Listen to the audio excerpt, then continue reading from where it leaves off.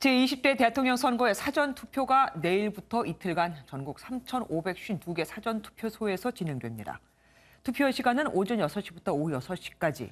주민등록증이나 여권, 운전면허증 등 사진이 붙어있는 신분증을 가져가면 주소와 상관없이 아무 데서나 투표할 수 있습니다. 코로나19 확진자와 격리자도 모레 오후 5시에서 6시 사이에 사전투표소에 도착하면 투표할 수 있죠. 그런데 사전투표용지와 9일 본투표용지는 조금 다릅니다. 사전투표용지엔 안철수, 김동연 두 사람 옆에 사퇴라고 표기가 되지만 정작 본투표용지에는 이게 표기가 안 됩니다. 사전투표용지는 현장에서 인쇄되는 반면 본투표일 그 용지는 이미 인쇄가 다 끝나버렸거든요. 때문에 본투표일에 사퇴 안내문만 부착될 것으로 보입니다. 사전투표일을 하루 앞두고 이재명 더불어민주당 대선 후보는 다소 열세를 보이는 서울을 공략하며 여성의 구조적 차별을 없애겠다고. 윤석열 국민의힘 후보는 충남에서 경남까지 광폭 행보를 하며 단일화의 기운을 이어갔습니다.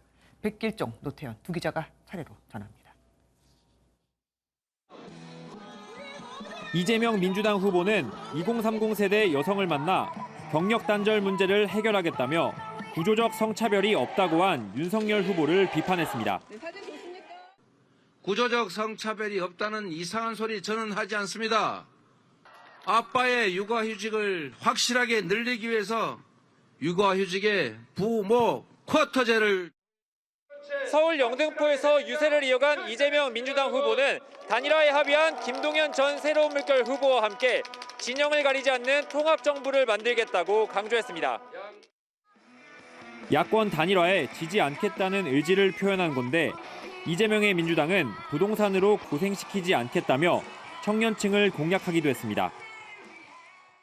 집 한 채 가지고 있는 사람 금융제재는 완화해서 LTV 처음 사는데 90% 풀어주고 집값도 좀 건축 원가로 해서 공공주택은 싸게 공급하고.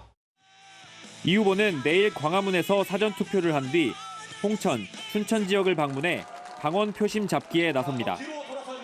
MBN 뉴스 백길종입니다.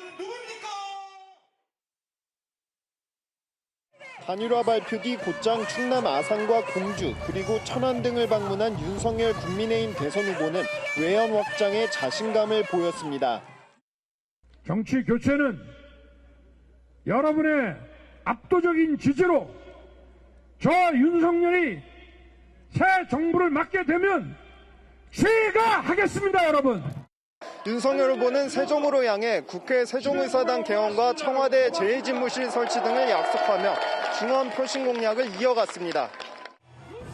앞서 이재명 후보가 토론회에서 대장동 특검을 제안한 건 도망갈 데가 없어서라고 직격했습니다.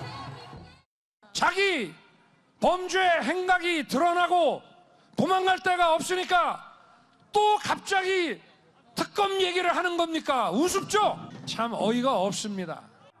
6박 7일간의 총력 유세 첫날 일정을 마친 윤 후보는 내일 부산에서 사전투표를 한 뒤 경북 지역 유세를 이어갑니다. MBN 뉴스 노태현입니다.